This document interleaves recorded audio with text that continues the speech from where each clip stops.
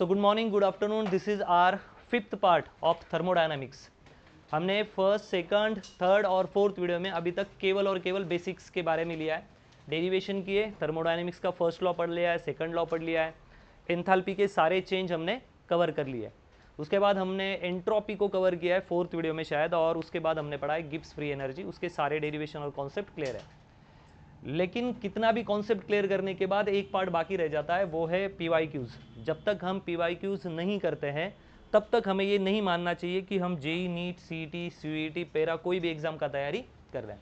तो सबसे इंपॉर्टेंट क्या होने वाला है, जब तक आप पीवाईक्यू और एमसीक्यू नहीं कर लेते या डीपीपी सॉल्व नहीं कर लेते 3-4, तब तक आपको कॉन्फिडेंट नहीं रहना चाहिए। तो इस वीडियो में हम वही बनाने जा रहे हैं। विदाउट वेस्टिंग टाइम हम फर्स्ट एग्जाम्पल देखते हैं, 2024 में नीट में पूछा हुआ सवाल। 2024 नीट आस्क क्वेश्चन, फटाफट हेडिंग लगाना है। 2024 का नीट का पूछा हुआ सवाल है, दिस इज रियली आईएमपी। अब पढ़ाई करने का स्टार्ट आपको एमसीक्यू से मिलेगा। वंस अगर आप 1 से 4 पार्ट अगर आपके कंप्लीट हो चुके हैं और आप डीपीपी कर रहे हो, डायरेक्टली ये वीडियो देख के या लेक्चर करके कोई फायदा नहीं है। पहले आपको जाना है यहाँ पे, एमसीक्यू सॉल्व भी हो जाएगा। अब पहले एमसीक्यू सॉल्व कर लेते हैं, फिर उसके बाद बताता हूँ कि कैसे एमसीक्यू या पीवाईक्यूज को करना होता है। मैच द लिस्ट, लिस्ट 1 और लिस्ट 2 देके रखा है हमें। लिस्ट 1 दिया है, लिस्ट 2 भी देके रखा है। यहाँ पे लिखा आइसोथर्मल प्रोसेस क्या होता है, आइसोकोरिक, आइसोबारिक और एडियाबेटिक। तो ये काफ़ी इजी क्वेश्चन है। और यहाँ बताए कि आइसोथर्मल क्या है, no heat exchange, carried out at constant temperature, बहुत सारे ऑप्शन दिए और मैच द पेयर वाला सवाल है। चलो मैच द पेयर करवा देते पहले। सबसे फेवरेट वाला adiabatic process. What is adiabatic process, there is no exchange of heat. ढूंढते हैं यहाँ पे फर्स्ट, तो यहाँ नो एक्सचेंज ऑफ हीट है। ओके, अब यहाँ पे देखो डी का 1 जहां जहां होगा ना वही ऑप्शन हम लेंगे। डी का 1, तो यहाँ भी 1 है, यहाँ भी 1 है, यहाँ भी 1 है, तो सी ऑप्शन तो कट हो गया। चलो आगे बढ़ते हैं, आइसोथर्मल प्रोसेस पे जाते हैं। What is isothermal process, carried out at constant temperature, is the right. What is isothermal, isothermal is a process जो कांस्टेंट टेम्परेचर पे की जाती है। आइसो का मतलब होता है नहीं बदलेंगे, कांस्टेंट रखेंगे, और थर्मल का मतलब क्या होता है, हीट भाई, मतलब या टेम्परेचर, टेम्परेचर को नहीं बदलेंगे। तो ए का आया 2, तो जहां जहां इन तीनों में से ए का 2 होगा उस ऑप्शन को टिक करके रखो। ये तो नहीं है यहाँ पे, ये नहीं, ये नहीं, तो ये ऑप्शन करेक्ट है, उसमें डी का भी आया। वैसे देखा जाए तो हमारा प्रॉब्लम सॉल्व हो चुका है, लेकिन हम और आगे बढ़ेंगे, बी का आएंगे। What is isochoric process, isochoric कौन सी प्रोसेस होती है, आइसोकोरिक, वेरी गुड, आइसोकोरिक क्या होती है, कांस्टेंट वॉल्यूम। मतलब डेल्टा वी क्या होगा भाई, डेल्टा वी क्या होगा, exactly equal to change in volume 0। Volume नहीं बदलेंगे, जो स्टार्टिंग में था वही लास्ट में रखेंगे। तो बी का आना चाहिए 3, तो यहाँ पे बी का 3 यहाँ है, लेकिन इसका ए गलत है, तो यहाँ ये भी सही है। अब लास्ट वाला सी का क्या बचा, ऑब्वियसली सी का बचा 4। आइसोबारिक, बार मतलब प्रेशर, तो जिसमें प्रेशर ना बदले, तो ये वाला ये। तो इसका मतलब हम किस ऑप्शन के साथ जाएंगे, डी ऑप्शन के साथ। तो option D is very correct. So 2024 में ये सवाल पूछा गया, दैट्स वाई। ठीक है, ये छाप लो चाहिए तो, दैट्स वाई हमें याद रखना चाहिए जब आप पढ़ाई स्टार्ट करोगे। तो देखो 2024 में इस पे अगर नीट सवाल पूछ रही है तो आपको कौन सी प्रोसेस के बारे में पता चाहिए, इन सारी प्रोसेस के बारे में पता चाहिए। लेकिन यहाँ पे और एक ट्विस्ट आएगा, थर्मोडायनामिक्स का फर्स्ट लॉ, भले इस सवाल से उसका कोई लेना देना नहीं है। Thermodynamics first law, what is thermodynamic first law state, it state that, D option is correct ना, ये सवाल सॉल्व हो गया। it state that change in enthalpy is equal to change in internal energy plus work done, and what is work done in terms of pressure and change in volume. So I can rewrite like delta H is equal to delta U plus P delta V। अब यहाँ पे ना isothermal, बारीक, कोरिक और adiabatic सब कुछ इन पे लगा दो, इस पे लगा दो, आपका काम क्या हो जाएगा, खत्म। ताकि इस पे बेस सवाल आपके आएंगे व्हेन यू स्टार्ट स्टडी। तो थर्मोडायनामिक फर्स्ट लॉ पढ़ लो, आइसोथर्मल, आइसोबारिक, कोरिक शायद वो सेकंड या थर्ड वीडियो में हमने कवर किया है, एक बार वो कर लो, इस पे रिलेटेड सारे सवाल आपके क्या हो जाएंगे, सॉल्व। अगर मैं कहूँ आइसोथर्मल प्रोसेस है, चलो एक करके दिखाता हूँ। व्हाट इज आइसोथर्मल प्रोसेस, जहाँ पे टेम्परेचर का चेंज होगा नहीं। What is isothermal, isothermal isothermal मतलब आप टेम्परेचर नहीं बदलोगे। अगर आप टेम्परेचर बदलोगे ही नहीं तो इंटरनल एनर्जी का क्या होगा? If delta T is zero then internal energy is zero. जब तक आप तापमान नहीं बदलते, जब तक आप हीट नहीं देते या टेम्परेचर नहीं बदलते, तो इंटरनल एनर्जी बदलने वाली नहीं है। अगर एग्जाम्पल के तौर पे, तब भी लास्ट वीडियो में बताया था, ये पानी है तो इसके पास इंटरनल एनर्जी है मानो U1, आग नहीं लगाई है। If now I am supplying the heat, if I provide the Q, then and then its temperature will change. If temperature is change, its internal energy will be change. Internal energy बदल जाएगी। लेकिन अगर आप temperature provide ही नहीं करोगे, heat को बदलोगे ही नहीं, तो क्या इंटरनल एनर्जी बदलेगी? नहीं। So keep in mind delta T is zero, so you कितना आ जाएगा आपका? डेल्टा यू कितना आ जाएगा? जीरो। तो भाई यू को जीरो डाल दो। तो यू अगर जीरो है तो delta H is equal to क्या आएगा? ये तो जीरो आ जाएगा, तो आएगा पी डेल्टा वी या फिर डब्ल्यू। ये हो गई इसकी कंडीशन। ये याद रखना है ताकि आपका थर्मोडायनामिक्स का फर्स्ट लॉ रिलेटेड सारे सवाल आराम से हो जाए। तो जब भी आप स्टडी स्टार्ट करो और कोई पर्टिकुलर टॉपिक अगर पढ़ लो तो उसके सारे एमसीक्यू आपको कर लेने चाहिए ताकि आपका कॉन्फिडेंस लेवल बूस्ट हो जाए। ठीक है, मिटा रहा हूं इसको भी। नेक्स्ट सवाल पे जाते हैं। 2008 में पूछा गया सवाल ये, 2008 NEET, very IMP question, 2008 NEET. Which of the following are not state function? Great. Now this is the second point जहां पे आपको काम करना चाहिए, स्टेट फंक्शन और पाथ फंक्शन। तो जब आप इसका पढ़ाई करोगे या इस न्यूमेरिकल को सॉल्व कर रहे हो तो डायरेक्टली मत सॉल्व करो। जो भी लोग देख रहे होंगे या अभी जो लाइव कर रहे हैं, तो आपको क्या करना है, पहले लिस्ट बना लेनी है कि कौन से फंक्शन स्टेट है। ठीक है, आप खुद घर पे बनाओ या मैं आपको एक कॉलम बना देता हूँ। Write down state functions and path function. What is state function and path function? State function is totally depend on the state, और path function उसकी जो वैल्यू होती है वो डिपेंड करती है कि कौन से पाथ से जा रहा है। आई बात समझ में? तो हमें पूछा जा रहा है नॉट स्टेट फंक्शन, इसमें से कौन से स्टेट फंक्शन नहीं है। जो चीज स्टेट फंक्शन नहीं होगी फिर वो क्या होगी? हाँ, नॉट अ स्टेट फंक्शन। ये स्टेट नहीं चाहिए, मतलब पाथ चाहिए। अब मैं पहले ऑप्शन से स्टार्ट करता हूँ, Q प्लस डब्ल्यू। क्या मैं लिख दूँ delta U is equal to Q plus W? उन्होंने क्या पूछा है, Q प्लस डब्ल्यू कौन सा फंक्शन है, बट Q प्लस डब्ल्यू क्या है, बट डेल्टा U कौन सा फंक्शन है, स्टेट फंक्शन। और उसने पूछा है कौन सा नहीं है, तो भाई मैं लिख देता हूं डेल्टा U है स्टेट फंक्शन, स्टेट फंक्शन। तो यहां भी मैं लिख देता हूं this is state function, SF कर देता हूं। ठीक है, SF स्टेट फंक्शन है। और उसने पूछा है नहीं वाला, तो ये है। उसने पूछा है स्टेट फंक्शन नहीं चाहिए और ये है। आगे जाता है, क्यू को सबको पता है, क्यू कौन सा फंक्शन है, पाथ फंक्शन। या लिख देते हैं पाथ फंक्शन। क्यू क्या है, हीट क्या है, पाथ फंक्शन है। वर्क क्या है, पाथ फंक्शन है। फिजिक्स में आपने वर्क पावर एनर्जी पढ़ा होगा, है ना? वहां जाओ तो वर्क किस पे डिपेंड होता है, पाथ पे। ठीक है, अभी नहीं करवाएंगे उसका न्यूमेरिकल, लेकिन वर्क पाथ फंक्शन है, सबको पता है, path function. H minus T H, what is H minus T H? S minus T S. Can I say this is Gibbs energy? And Gibbs energy is what again? State function. Gibbs energy is again what? State function. So again I am rewrite here. This is a state function. State Gibbs free energy state function. अब उसने पूछा है कि कौन से state नहीं है। ये तो है स्टेट और ये भी है स्टेट, तो फिर कौन से स्टेट नहीं है? सेकंड वाला भी नहीं है और थर्ड वाला भी नहीं है। बी ऑप्शन के साथ जाएंगे हम। ये वाला आपका करेक्ट आंसर रहा, ये वाला B, this is correct answer. आई बात समझ लें? चलो छापो फटाक से इसको।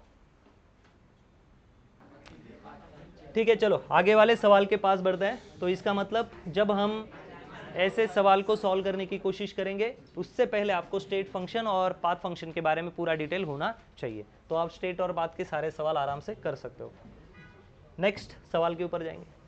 2002 नीट और 1996, बहुत पुराना आ गया, कोई बात नहीं। 2002 नीट वाला सवाल, 2002 आईएमपी करो, नीट में पूछा गया सवाल है। In a close insulated container a liquid is stirred with a paddle to increase the temperature. ठीक है, which of the following is true? ठीक है, अब उसने जो सिनारियो बताया उसको बनाएंगे। क्लोज इंसुलेटेड कंटेनर है, एक क्लोज और इंसुलेटेड कंटेनर लेना है। इंसुलेटेड कंटेनर का मतलब क्या हो गया, आइसोलेटेड सिस्टम। आइसोलेटेड सिस्टम में हीट अंदर नहीं जा सकती और अंदर वाली हीट बाहर नहीं आ सकती। इसमें हमने कुछ बुशिंग लगा के ऐसे अरेंजमेंट की है कि हम पेडल भी मार सकते हैं। क्या मार सकते हैं? पेडल। मतलब हम इस पेडल को पकड़ेंगे और यहाँ पे अंदर कुछ ऐसा ब्लेड वगैरह होगी और जिसमें जो भी लिक्विड होगा अंदर या जो भी चीज़ होगी ना उसको घुमा सकेंगे। तो जब हम इसको घुमाएंगे तो यहाँ के एटम मूव करेंगे और क्या बढ़ेगी? इनकी काइनेटिक एनर्जी। ठीक है। क्या टेम्परेचर, क्या हम इसको हीट दे सकते हैं? नहीं। क्या हीट इससे बाहर ला सकते हैं? नहीं, क्योंकि ये कौन सी सिस्टम है? इंसुलेटेड। इंसुलेटेड है भाई, कुछ जा भी नहीं सकता, कुछ आ भी नहीं सकता। लेकिन पेडल बना के हम क्या कर सकते हैं? हीट उसकी इंटरनली बढ़ा रहे हैं। मतलब क्या चेंज कर रहे हैं? इंटरनल एनर्जी बदल सकते हैं, इतना कर सकते हैं। लेकिन हीट बाहर से नहीं दे सकते और बाहर वाली अंदर वाली बाहर नहीं ला सकते। तो नीचे में से क्या सही है? पहला option, delta E work zero हो गया और क्यू नहीं सप्लाई कर रहे हैं। क्यू तो हम सच में नहीं सप्लाई कर रहे हैं, क्यू सप्लाई हो ही नहीं रहा है, बराबर है ये। और वर्क नहीं होगा, बराबर है, क्योंकि delta H is equal to what? Delta U plus W, बराबर है, वर्क नहीं हो रहा है। आई बात समझ में? सो डेल्टा ई का मतलब यहाँ पे क्या होता है? Delta U. डेल्टा ई ही क्या है? डेल्टा ई ही क्या है हमारे लिए? डेल्टा यू है। ई को बोलते हैं इंटरनल एनर्जी, कुछ कुछ किताबों में ई बोलते हैं, कुछ कुछ यहाँ पे यू बोलते हैं। ठीक है, नेक्स्ट यहाँ पे जाते हैं। ये ऑप्शन तो मेरे को ओके लग रहा है। Q is not equal to zero, गलत है ये तो गलत है। Q is equal to zero, हम हीट दे भी नहीं रहे हैं और ले भी नहीं पाएंगे। ठीक है ना? पेडल से तो केवल हम काइनेटिक एनर्जी बदलेंगे और we can only change internal energy बदलेंगे, तो ये भी गलत है। नेक्स्ट जाते हैं। E zero, internal energy zero, नहीं, इंटरनल एनर्जी जीरो नहीं है। जब आप पेडल मारोगे तो अंदर का जो लिक्विड या जो भी चीज होगा उसके कारण उसकी इंटरनल एनर्जी बदलेगी, क्योंकि आप वर्क कहाँ कर रहे हो? अंदर की तरफ वर्क हो रहा है ना, पेडल घूम रहा है, तो वर्क अगर होगा तो क्या बदलेगी? Internal energy. ठीक है, तो ई जीरो इन्होंने बताया नहीं, ई जीरो नहीं है, ये भी गलत ऑप्शन आ गया। आगे बढ़ते हैं। Work is zero, delta E and Q is not equal to zero, ना। सो ऑप्शन किस पे साथ जाएंगे हम? ए। वाई? शांति से सोचो, आंसर तो हमें पहले ही लाइन में मिल गया, क्लोज इंसुलेटेड कंटेनर। बताओ, क्लोज इंसुलेटेड कंटेनर है, आप सीधा थर्मल फ्लास्क फोटो जिसमें चाय ले जाते हैं, थर्मल फ्लास्क। क्या हम थर्मल फ्लास्क को बाहर से एनर्जी दे सकते हैं या ले सकते हैं? क्या? नहीं। तो चेंज इन क्यू कितना हो गया आपका? जीरो। तो बताओ जीरो क्यू किस ऑप्शन में आपको दिख रहा है? यहाँ पे एक में भी नहीं, केवल किस में और किस में मिलेगा आपको? ओनली ए में। तो वही स्लॉट पे हमारा आंसर आ जाता है। आइसोलेटेड सिस्टम में क्यू कितना बदलता है? जीरो। न थर्मल फ्लास्क में बाहर की गर्मी या हीट आ सकती है, न उसकी गर्मी और हीट बाहर जा सकती है। तो जहाँ के जीरो है, क्यू जीरो है। What is Q zero? या व्हाट इज एडियाबेटिक प्रोसेस? जिसमें चेंज या एक्सटर्नल हीट आ नहीं सकती या हीट जा नहीं सकती, there is no sharing of heat externally और इंटरनली। तो बस वही है, तो ये ऑप्शन के साथ हम जाएंगे। इसका मतलब क्या हुआ? Isothermal, isobaric, isochoric, adiabatic process पे इन्होंने क्या अप्लाई किया है? ये क्या अप्लाई किया है? थर्मोडायनामिक का फर्स्ट रूल, फर्स्ट लॉ लगाओ और बात खत्म करो। तो आप सेकंड वीडियो में जब जाओगे देखोगे तो आपको पूरा एडियाबेटिक मैंने वहां करके बताया, तो वो भी देख लिया या उतना भी पढ़ लिया तो इसके रिलेटेड सारे सवाल आपके हो जाए। ठीक है, आगे बढ़ते हैं। अब हम बात करेंगे 2000, और 2000 हो गया, 1996 में एक सवाल पूछा गया है, which of the following is correct equation? तो करेक्ट इक्वेशन क्या है आपके लिए? Delta H is equal to delta U plus, या delta H is equal to Q plus W लिख सकते हैं, या delta U plus P delta V, ये भी एक इक्वेशन लिख सकते हैं हम ऐसा। ठीक है, विच इज करेक्ट पूछिए, which is correct, which of the following is correct equation?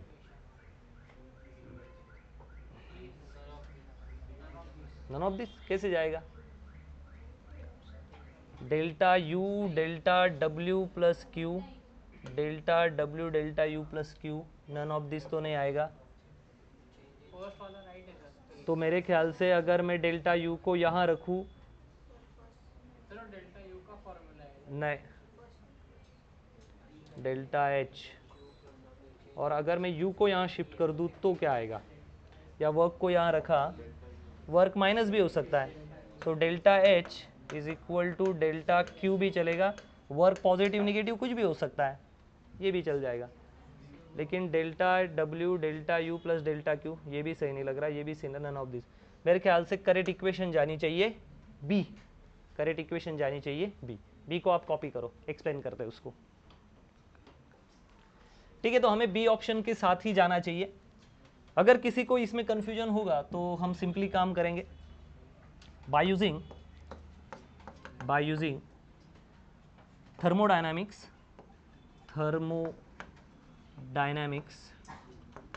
First law, thermodynamic का फर्स्ट लॉ लगा। What is thermodynamic first law? Delta U is equal to Q plus W, ये हो गया थर्मोडायनामिक्स का first law. अब क्या बता रहा है थर्मोडायनामिक्स का first law? Change in internal energy is equal to heat plus work, और either you can say that summation of heat plus work is equal to change in internal energy.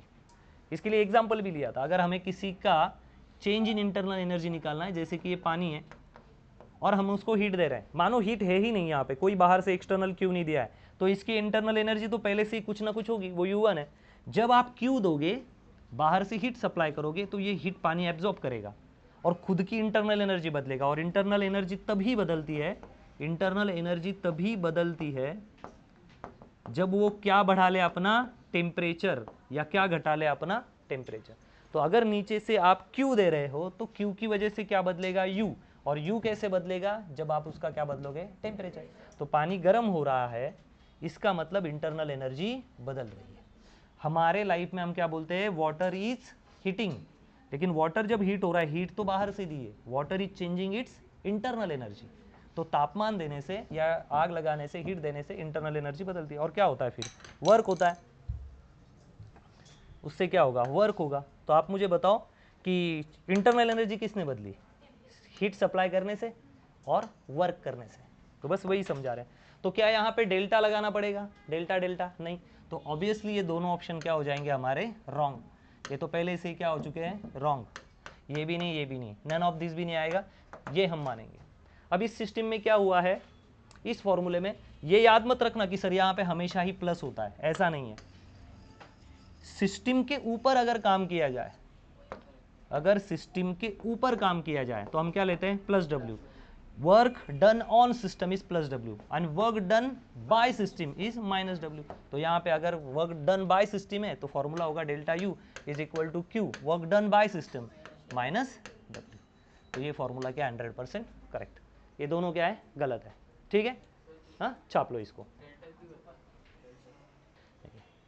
Done, बड़े आगे। सो this is again IMP question. Basic सवाल आया है, the intensive property among these quantities. अब इस सवाल को सॉल्व करने से पहले आपको एक लिस्ट बना लेनी चाहिए। सवाल इजी है, लेकिन सवाल सॉल्व नहीं करना है, केवल MCQ सॉल्व नहीं करना है, हमें प्रिपरेशन भी करना है simultaneously.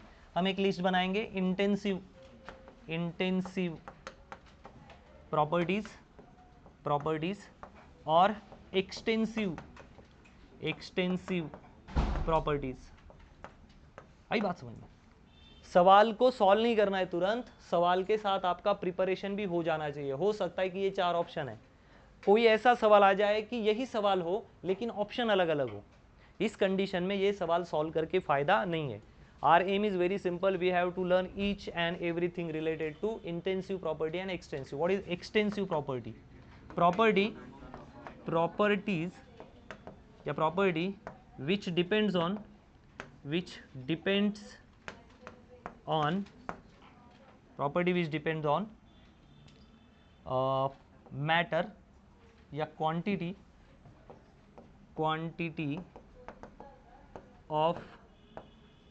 of matter present in system।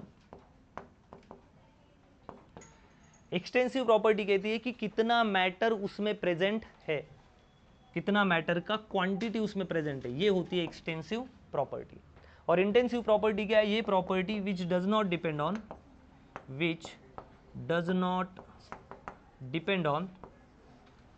Depends on quantity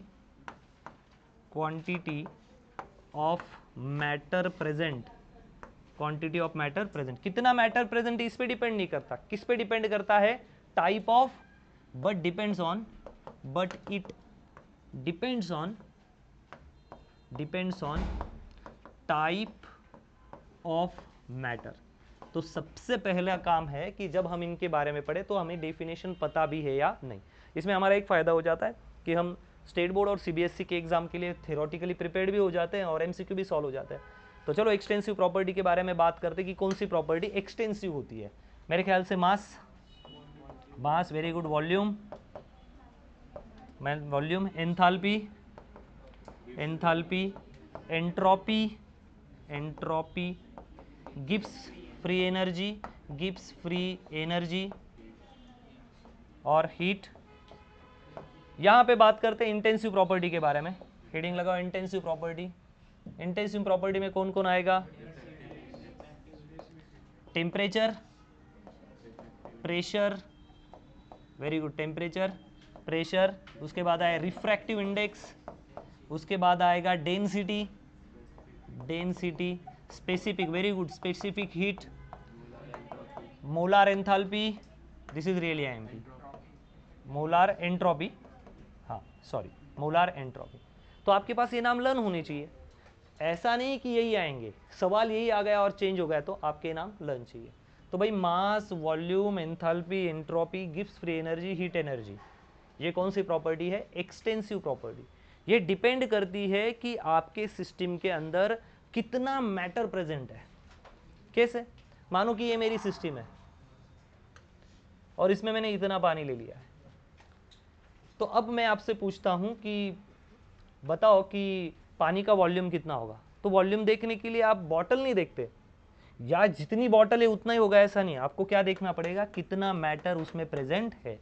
तो भाई अगर इतना ही पानी है तो बॉटल बड़ी होने से या बर्तन बड़ा होने से उसका बर्तन का मास नहीं काउंट किया जाएगा, किसका मास और वॉल्यूम काउंट किया जाएगा, मैटर का। तो मैटर कितना प्रेजेंट है, ठीक है, तो मास है, वॉल्यूम है। एंथैल्पी, एंथैल्पी तो जितना मैटर प्रेजेंट है उस पर डिपेंड होगी ना, या बर्तन की भी पकड़ोगे उसमें, नहीं, जितना मैटर है तो मैटर पे डिपेंड करता है। एंट्रोपी भी उस पर डिपेंड करेगा। गिब्स फ्री एनर्जी उस पर डिपेंड होता है, क्योंकि गिब्स फ्री एनर्जी क्या होता है, delta G is equal to आपका एच टी डेल्टा एस, इस पर डिपेंड है। आई बात समझ में, हीट वही है। उसके बाद हम बात करते हैं कि टेम्परेचर, प्रेशर, रिफ्रैक्टिव इंडेक्स। तो रिफ्रैक्टिव इंडेक्स भी एक बहुत अच्छा टॉपिक है, जैसे कि ये डिपेंड नहीं करता, इंटेंसिव प्रॉपर्टी जो ना, इंटेंसिव प्रॉपर्टी डिपेंड नहीं करता। रिफ्रैक्टिव इंडेक्स क्या, पानी कितना है उस पर डिपेंड करेगा, इतना भी पानी है तो उसका रिफ्रैक्टिव इंडेक्स वही आएगा, और गोद भर के भी पानी लिया तो रिफ्रैक्टिव इंडेक्स क्या है, सेम। ये उसकी इनबिल्ट प्रॉपर्टी होती है, उसको चेंज नहीं किया जा सकता। जैसे कि अगर मैं इतना ही पानी लूँ, चुल्लू भर पानी, तो इसका भी बॉइलिंग पॉइंट 100 डिग्री सेल्सियस है, और पूरा बकेट भर के ले लूँ फिर भी बॉइलिंग पॉइंट कितना है, और बूंद भर भी ले लूँ तो भी बॉइलिंग पॉइंट कितना है, 100। तो कुछ प्रॉपर्टी कितना मैटर लिया है उस पर डिपेंड नहीं करती है। वो कौन सी प्रॉपर्टी होती है, इंटेंसिव प्रॉपर्टी। वो इस पर डिपेंड करती है कि उसके अंदर किस टाइप का मैटर है। पानी है तो पानी की वैल्यू अलग, पानी है तो पॉलिंग का रिफ्रैक्टिव इंडेक्स अलग, ऑयल लिया तो ऑयल का अलग, प्रेशर भी वही है, टेम्परेचर भी वही, डेंसिटी है। तो ये पूछ रहा है the intensity property among the quantity, इसमें से कौन सी प्रॉपर्टी इंटेंसिव है। ठीक है, मास इंटेंसिव है ना, मास क्या है, एक्सटेंसिव है। वॉल्यूम एक्सटेंसिव है, एंथैल्पी एक्सटेंसिव है, तो बचा क्या फिर, mass upon volume. But what is mass upon volume, mass, very good, mass upon volume is equal to density, और डेंसिटी क्या है, इंटेंसिव प्रॉपर्टी। बात खत्म, इंटेंसिव प्रॉपर्टी क्या है, मास अपॉन वॉल्यूम। आई बात समझ में। तो एक सवाल में हमारी थ्योरी का प्रिपरेशन क्या हो गया, खत्म। इस प्रिपरेशन से आप क्या कर सकते हो, ये सवाल नहीं सॉल्व कर सकते, आप नाम बदल दो ना, यहाँ पे डाल दो pressure, heat, specific heat, refractive index, और यहाँ से डाल दो और नया सवाल बनाओ।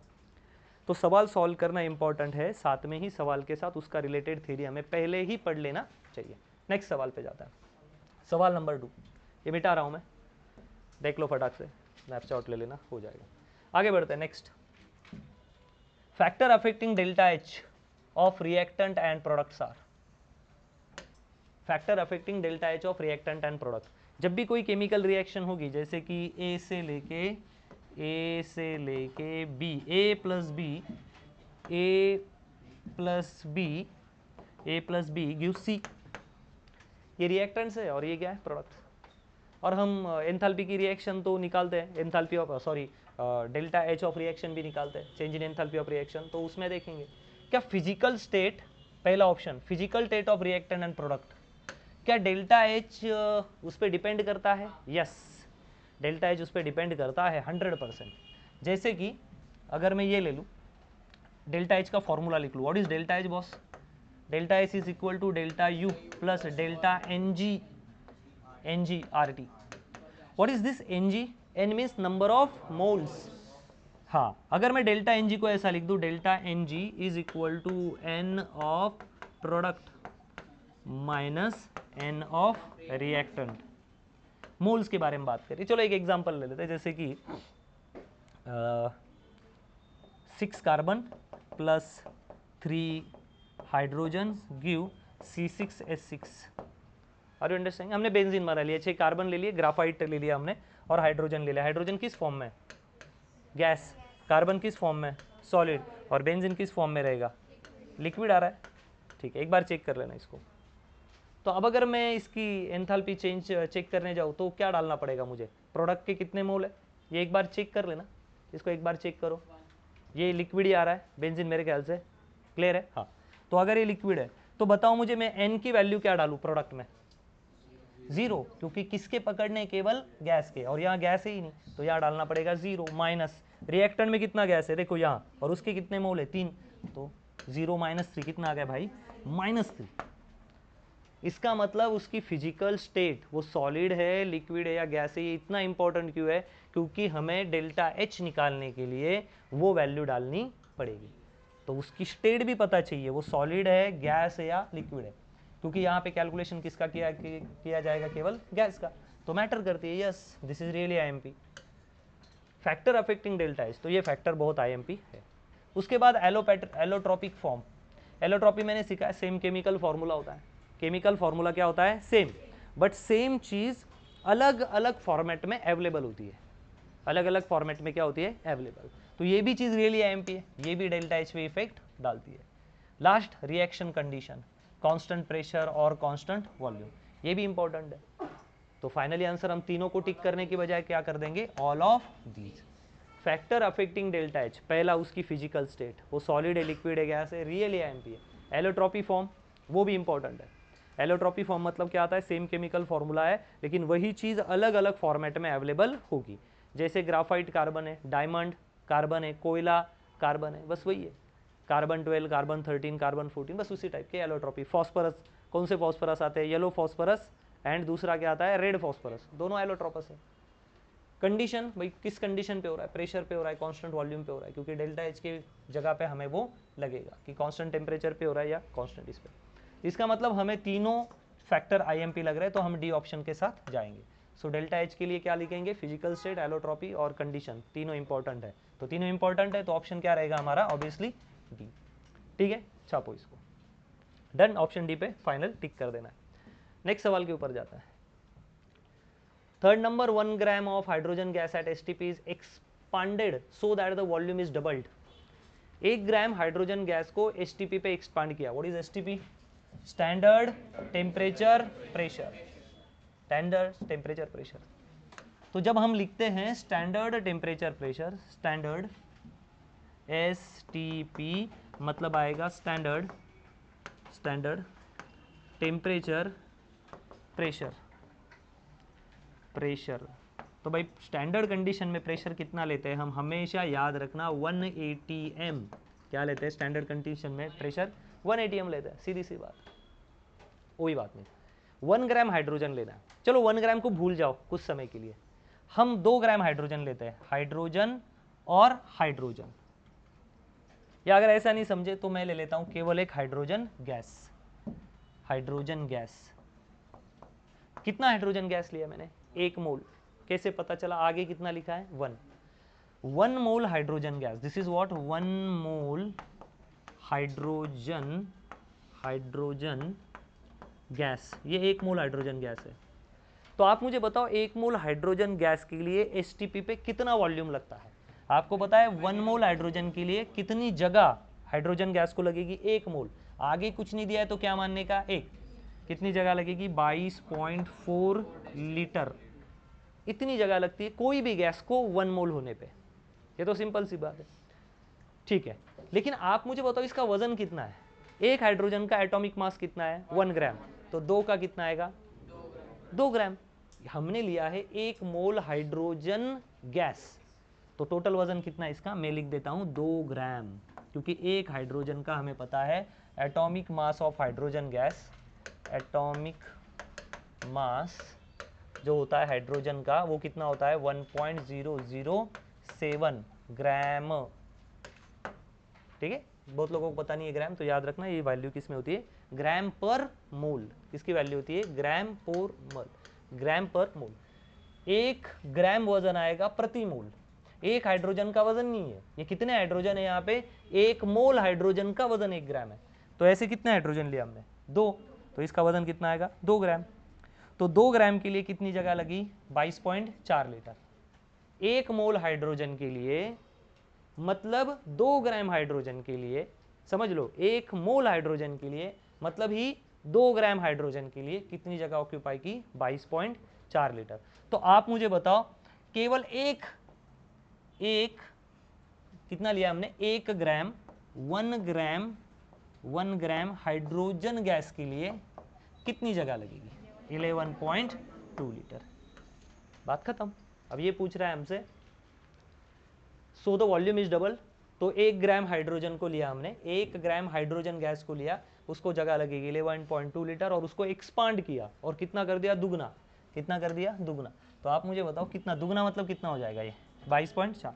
तो ऐसे कंडीशन में वर्क डन कितना होगा? What is work? Minus P delta V. So W is equal to minus P delta V कितना आएगा? V2 minus V1। W is equal to, जब स्टैंडर्ड टेम्परेचर प्रेशर होता है तो प्रेशर कितना है? 1 atm। सो 1 इंटू वॉल्यूम कितना है? V2 22.4 माइनस ये कितना आएगा? 11.2। एक्सपांड किया ना, पहले 11.2 था क्योंकि 1 ही ग्राम हाइड्रोजन था, तो उसमें एक्सपांड किया तो कितनी जगह लेगी? 22.4, क्योंकि इसने बोला डबल कर देना, तो 11.2 की बाई कितना होता है? डबल 22.4। तो कितना आएगा? Work is equal to 11.2। यह आ गया आपका वर्क, ठीक है। 11.2 यह आ गया आपका आंसर। तो आंसर क्या आएगा? C option. ऑप्शन क्या आएगा? सी, ठीक है। छापो।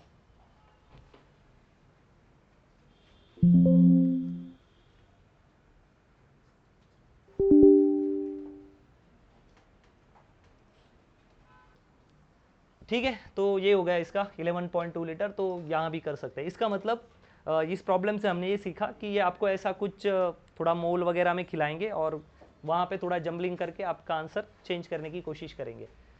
तो वहाँ डरने की कोई बात नहीं है। आपको पता है कि 1 ग्राम जो हाइड्रोजन होता है या कोई भी चीज़ जब 1 मोल होती है तो 22.4 लीटर इतनी जगह लेती है। तो एक हाइड्रोजन 1 ग्राम का, तो 2 हाइड्रोजन 2 ग्राम के। सो मतलब 2 ग्राम हाइड्रोजन को कितनी स्पेस लग गई है? It's approximately 22.4 litre. So what is for the 1 gram of hydrogen? That is 11.2। Simple फॉर्मूले में डालो, आपका आंसर आ जाएगा, ठीक है। इस तरह आपको प्रैक्टिस उसकी करनी है। Next, calculate the resonance energy. So resonance energy का कॉन्सेप्ट बताता हूँ, फिर रेजोनेंस एनर्जी का प्रॉब्लम करेंगे। हम लिखेंगे what is resonance energy. Resonance problem पढ़ेंगे, लेकिन पहले ये वर्ड सीख लेते हैं। कैलकुलेट द रेजोनेंस एनर्जी, इसको पहले ठोकते हैं। Resonance energy, resonance energy, difference between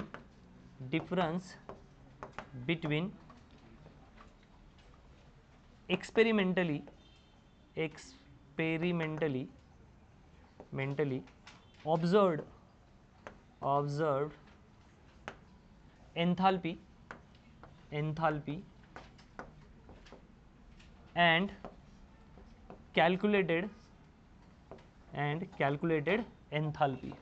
आई बात समझो। रेजोनेंस एनर्जी का मतलब क्या होता है? अगर मैं यहाँ लिख दूँ resonance energy, it is nothing difference of enthalpy which is experimentally experimentally observation से मिली हुई एंथैल्पी है। तो मैं लिख देता हूँ experimentally minus change in enthalpy of what? Calculated. ये लिख देता हूँ यहाँ पे कैलकुलेटेड। ये होता है रेजोनेंस एनर्जी। मतलब आप एक्सपेरिमेंटली जो वैल्यू लाते हो उसमें से कैलकुलेटेड वैल्यू को सब्सट्रैक्ट करोगे तो आपको कौन सी एंथैल्पी मिलेगी, कौन सी एनर्जी मिलेगी? Resonance energy. अब प्रॉब्लम को पढ़ना स्टार्ट कर दें। कैलकुलेट रेजोनेंस एनर्जी, हाँ ठीक है कैलकुलेट करेंगे, of C6H6 benzene gas form में उसकी हमें निकालनी है। तो बेंजीन अगर गैस फॉर्म में है तो उसके एंथैल्पी के लिए हमें एक दे दिया है enthalpy of formation. Enthalpy of formation क्या आ रहा है बेंजीन का C6H6 का माइनस 360 किलो जूल पर मोल, ये एंथैल्पी है फॉर्मेशन। एंथैल्पी ऑफ फॉर्मेशन क्या उसका एक्सपेरिमेंटली आया हुआ ये। और अब उन्होंने हमें कुछ बॉन्ड एंथैल्पी दे दी है, तो हमें कौन सी एंथैल्पी निकालनी है, कैलकुलेटर। कौन सी एंथैल्पी निकालनी है, कैलकुलेटर, और बॉन्ड एंथैल्पी के फॉर्म में आंसर दे दिए। तो अब हम इसका पहले तो फॉर्मूला बनाएंगे और बॉन्ड एंथैल्पी में पुट करके एंथैल्पी ऑफ कैलकुलेशन निकालेंगे, जो बॉन्ड एंथैल्पी होगा। ठीक है, तो आप मुझे बताओ कि कैसे C6H6 बनेगा। Can I rewrite that same equation जो हमने अभी लिया। 6 कार्बन लेते हैं जो ग्राफाइट के फॉर्म में होंगे, ग्राफाइट, उसमें क्या मिलाएंगे हम 3H2O, और इससे क्या बन जाएगा हमारा C6H6, ठीक, गैस। अब आप मुझे बताओ कि इसको कैसे सॉल्व किया जाए, कैसे हम बॉन्ड एंथैल्पी कैलकुलेट करें। Delta enthalpy for bond is equal to क्या बोलेंगे, summation of enthalpy of what, reactant minus summation of enthalpies of product, ठीक है ना, रिएक्टेंट माइनस प्रोडक्ट। चलो अब रिएक्टेंट में क्या क्या है वो देख लेते हैं। रिएक्टेंट में क्या क्या है देखो, चेक करो रिएक्टेंट में क्या हालत है। हाइड्रोजन 2 बार, मतलब 2 हाइड्रोजन कितनी बार लेना है, ऐसा 3 बार। तो मैं यहाँ लिख देता हूँ, ये मिटा दूँ या चलो ये साइड में लिख लेते हैं नहीं तो। H2 मतलब H2 और H2 कितनी बार लिया, 3 बार, ठीक है। कार्बन कितनी बार है, 6 बार, कार्बन इंटू 6, ये हो गया। और यहाँ पे बेंजीन का क्या हालत है, बेंजीन के लिए बेंजीन का स्ट्रक्चर बना देते, ये होता है बेंजीन, सबको पता होना चाहिए, दिस इज बेंजीन। यहाँ पे होते हैं डबल बॉन्ड, ये हाइड्रोजन, हर कॉर्नर पे क्या मिलेगा आपको, एक hydrogen. Now you can calculate how many number of carbon are there, 6, and hydrogen are 6. But you see here there are three different types of bonds are there. First bond is carbon carbon double bond, ऐसे कितने हैं, 1 2 3। तो भाई carbon carbon में double bond कितने हैं, total 3। Carbon carbon में single bond कितने, 1 2 और 3। कार्बन कार्बन सिंगल बॉन्ड भी कितने प्रेजेंट है, 3। और कार्बन हाइड्रोजन बॉन्ड कितने हैं, 1 2 3 4 5 6, ये हो गए 6। ये किसकी कहानी है, प्रोडक्ट की, और ये किसकी कहानी है, रिएक्टेंट की। तो रिएक्टेंट में से प्रोडक्ट को सबट्रैक्ट करते हैं। चलो रिएक्टेंट पे जाते हैं, ठीक है। अब रिएक्टेंट की क्या हालत है, आप मुझे बताओ, कार्बन कितने हैं, 6, तो 6 multiplied by what is the enthalpy of carbon, graphite की क्या एंथैल्पी है, वो आएगी 716 किलोजूल पर मोल, किलोजूल पर मोल, ये आ गया कार्बन का। अभी भी रिएक्टेंट में क्या बचा है अपने पास, हाइड्रोजन, कितने हैं वैसे, 3 + 3। हाइड्रोजन और हाइड्रोजन की क्या एंथैल्पी है, हाइड्रोजन हाइड्रोजन बॉन्ड एंथैल्पी है 437। अभी यूनिट आप लिख लेना, माइनस हो गया, रिएक्टेंट खत्म हो गया अपना, reactant side is over. Product पे चलते हैं। प्रोडक्ट में क्या बना है, बेंजीन, लेकिन बेंजीन में बहुत सारा माल पड़ा हुआ है। पहले लेते हैं हम कार्बन कार्बन डबल बॉन्ड, कितने कार्बन कार्बन डबल बॉन्ड में, 3।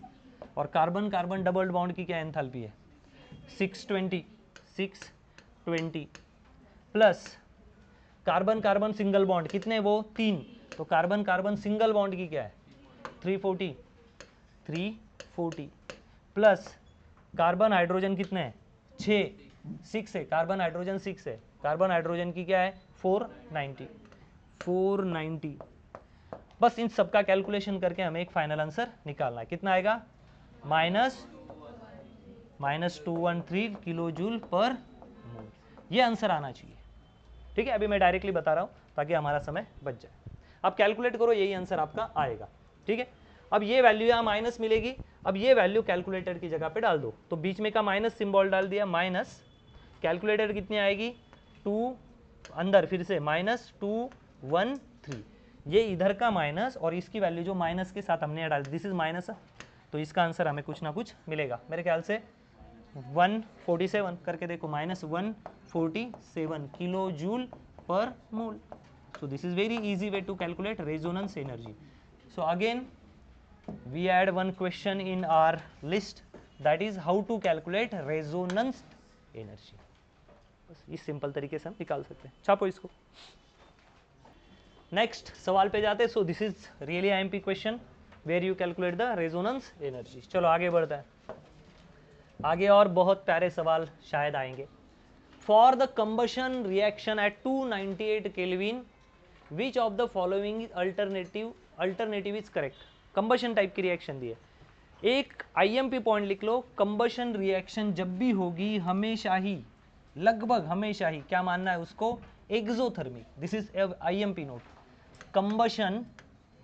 कंबशन रिएक्शन जो होती है ना, वो किस टाइप की रिएक्शन होती है, एक्सोथर्मिक. ये का आईएमपी नोट्स बना लिया हमने. गलती से इस पे सीटीबीटी में सवाल आ जाए ना तो बल्ले बल्ले हो जाएगी हमारी. कंबशन टाइप की रिएक्शन, कंबशन मतलब जिसमें आग लगाना पड़े. कैसे पहचानेंगे, जब ऑक्सीजन दिखे. आग लगाने के बाद सबसे जो पहली चीज कंपाउंड को मिलती है वो क्या होती है, ऑक्सीजन. ऑक्सीजन दे रहे हैं मतलब किस टाइप की रिएक्शन है, कंबशन. और कंबशन रिएक्शन एंडोथर्मिक है या एक्सोथर्मिक है, एक्सो. भाई आग लग के वो चीज गर्म होगी तो हीट क्या करेगी, बाहर छोड़ेगी. तो वो रिएक्शन को हम ले लेते हैं. ट्वाइस एजी. ये एजी भी एक अजब गजब शब्द है. ये जनरली शादी के बाद लोग यूज करते हैं. एजी सुनते हो, उसके कान जो होते हैं ना पक जाते हैं आदमी के, वो सुन ही रहा है जिंदगी भर. प्लस इसलिए हम एजी को चांदी बोलेंगे. चांदी, 2 चांदी ले ली, 2 mole. Half O2 gas gives Ag2O. चांदी का ऑक्साइड मिल गया है ना, सिल्वर ऑक्साइड हमें मिल गया. लेकिन यहाँ पे मजा नहीं आ रहा है, यहाँ से थोड़ा कंफ्यूजन हो रहा है. मैं क्या करता हूँ, हर रिएक्शन, पूरी रिएक्शन को 2 से मल्टीप्लाई कर देता हूँ. मल्टीप्लाइड बाय 2 लिख देता हूँ, या मल्टीप्लाई बाय 2. तो कितना हो गया, 4Ag. एक का ही सुनता नहीं तब 4 4, 4Ag प्लस 2 से मल्टीप्लाई किया, 2 2 cancel, O2 gas plus twice Ag2O. Which of the following alternative is correct. नीचे में से कौन सा अल्टरनेटिव करेक्ट होगा. ठीक है, अब देखते हैं कि कौन सा करेक्ट होगा. क्या मैं एक इक्वेशन लिख दूं, प्यारी equation, delta H is equal to delta U plus delta NGRT. चलो एक इक्वेशन का डेल्टा NG निकालता है. इस इक्वेशन के लिए ये सॉलिड है, ये गैस है और ये सॉलिड है. चलो इसका डेल्टा NG निकाल के देखते हैं. Delta NG is equal to N of product. Product में जितने भी गैस है उनके mole minus N of reactant. Reactant के जितने भी गैस है उनके मोल. चलो प्रोडक्ट में जाते हैं. क्या प्रोडक्ट में गैस है, तो भाई क्या लिख दूं यहाँ पे, 0 माइनस रिएक्टेंट में कितने गैस है, ये तो सॉलिड है, ये नहीं लेंगे. और ये गैस है कितना, ये 1. सो 1 माइनस 0, सॉरी 0 माइनस 1, आंसर क्या है, -1. क्या आंसर आ गया, -1. चलो पुट कर देते हैं. Delta H is equal to delta U minus NG की वैल्यू क्या होगी, डेल्टा NG की -1 इंटू RT. तो मुझे -1 लिखने की जरूरत नहीं, -RT. ये डेल्टा U यहाँ पे क्या है, प्लस है. डेल्टा U यहाँ क्या है, प्लस. उधर जाके क्या हो जाएगा, minus. So delta H minus delta U is equal to, ये इधर प्लस था उधर जाके क्या हो गया, माइनस. तो अगर ये यहाँ माइनस हो जाएगा तो यहाँ क्या बचेगा, केवल RT, -RT. ये स्टेटमेंट आपको क्या समझाना चाहती है इसके बारे में सोचो. मतलब जब आप बड़ी इस वैल्यू से इस वैल्यू को माइनस भी करोगे ना तो भी आंसर क्या आएगा, माइनस. आप इस XYZ वैल्यू से इस वैल्यू को माइनस करोगे तो आंसर क्या आने वाला है, माइनस. तो बताओ ये वैल्यू बड़ी या ये वैल्यू बड़ी, डेल्टा U बड़ी. जब सब्सट्रैक्शन में आंसर माइनस आने लग जाए तो जिस वैल्यू से आप किसी को कम कर रहे हो ना वही वैल्यू छोटी है, तभी आंसर क्या आएगा, माइनस. एग्जाम्पल के तौर पे अगर डेल्टा H 100 है, डेल्टा H कितना है, 100, माइनस डेल्टा U जो है यहाँ दिया हुआ वो 200 है, तो बताओ आंसर क्या आएगा, -100. तो आउटपुट में आंसर माइनस कब आता है, माइनस आंसर तभी आता है जिसको आप सब्सट्रैक्ट कर रहे हो ना वो वैल्यू बड़ी हो तब. तो आप क्या बोलोगे इस रिलेशन से देख के, डेल्टा U इज बड़ा देन डेल्टा H. अरे हाँ है, डेल्टा U इज बड़ा देन डेल्टा H. तो ऑप्शन सी के साथ हम जाएंगे. ये रिलेशन यहां से निकालते हैं. छप. नेक्स्ट सवाल ये रहा आपके स्क्रीन के ऊपर. नेक्स्ट सवाल, ये सवाल ही नहीं है, ये तो मजाक है। An adiabatic expansion of an ideal gas always adiabatic में Q इज इक्वल टू 0। ये सवाल नहीं था, ये हमारी मजाक उड़ाई थी भाई। एडियाबेटिक एक्सपांशन में क्या होता है? No heat exchange, Q is equal to 0। मतलब ये Johnny Johnny yes papa eating sugar ha ha हा वाला सवाल था। हम नहीं करेंगे इसको, हम 7 नंबर के सवाल पे जाएंगे। Next, which of the following changes, which of the following change delta H is not equal to delta U? किस सवाल में delta H is equal to delta U equal नहीं आएंगे? चलो पहला सवाल लेते हैं। The first question is very naughty, ये नॉटी सवाल है ना। देखते हैं अब इस नॉटी सवाल में क्या क्या रखा है। What is delta H and U relation? Delta H is equal to delta U plus delta NG RT। चलो डेल्टा एन जी कैलकुलेट करते हैं। डेल्टा एन जी सिंपल क्या होता है? प्रोडक्ट के गैस के मोल माइनस रिएक्टेंट के गैस के मोल। ठीक कर ही देते हैं अभी। Delta N G is equal to है ना प्रोडक्ट के सगळे गैस के मोल, केवल किसके? केवल गैस के, पेट वाला गैस नहीं, वो सबसे बुरा gas. Delta N of product minus delta N reactant. चलो बताओ प्रोडक्ट में गैस है क्या? यस, प्रोडक्ट में गैस है। कितने मोल है उसके? 2। माइनस रिएक्टेंट में गैस ढूंढो, ये भी गैस ये भी गैस, इसका 1 मोल और इसका 1 मोल, 2। 2 माइनस 2 0। अगर मैं यहाँ पे 0 डाल दूँ तो ये पूरी टर्म क्या हो जाएगी? 0। और ये आंसर क्या आएगा? Delta H plus delta H is equal to delta U. और उसने क्या पूछा है? Not equal to. भाई ये इक्वल टू है, दिस इज इक्वल टू। आई बात समझ? 2 नंबर, ठीक है। देखो यहाँ पे लगाओ, ये समझ गया सब कुछ। डेल्टा एन जी की वैल्यू नहीं, जितने प्रोडक्ट में गैस है मोल है उतने रिएक्टेंट में हो गए, तो लिख देने का delta H is equal to delta U. दूसरे इसमें लगाते हैं, बस देखो यहाँ पे लिक्विड है, इसका मोल पकड़ने की जरूरत नहीं। प्रोडक्ट है ना, ये प्रोडक्ट साइड, और ये एक्वा है, इसके भी मोल पकड़ने की जरूरत नहीं है। तो यहाँ कितना हो गया प्रोडक्ट में आपका? इसी फॉर्मूले में प्रोडक्ट में कितने आ गए? 0। माइनस रिएक्टेंट के कितने गैस है? यहाँ भी कितना है? एक्वा है, गैस नहीं है। यहाँ भी क्या है? एक्वा।